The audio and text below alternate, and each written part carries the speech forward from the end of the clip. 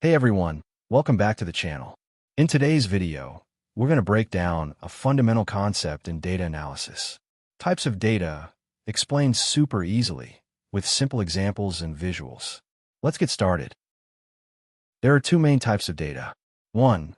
Numerical data, also called quantitative data. 2. Categorical data, also known as qualitative data.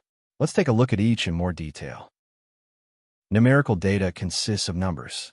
It answers questions like how many, how much, what is the value. Numerical data is divided into two subtypes: discrete data, continuous data. Discrete data includes values you can count. If you can list them one by one, it's discrete. Examples: number of students, number of cars. These are often whole numbers, no decimals. Think of it this way: if you can count it, it's discrete. Next, continuous data includes values you can measure. They can take any value within a range, often with decimals. Examples: height, weight, temperature. These are measured, not counted. So remember, if you can measure it, it's continuous. Now let's move to categorical data, which includes labels or categories, not numbers. It tells you what type or group something belongs to.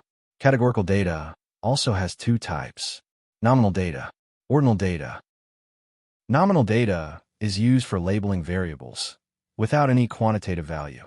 There's no order or ranking among the categories. Examples: gender, male or female, colors, red, green, blue, city names.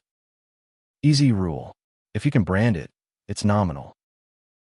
Ordinal data has categories with a meaningful order, but the difference between them isn't exactly measurable.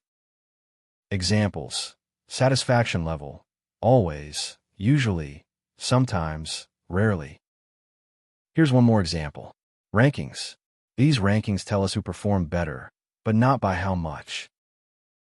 Alright, so far we've explored the two main types of data: numerical data and categorical data.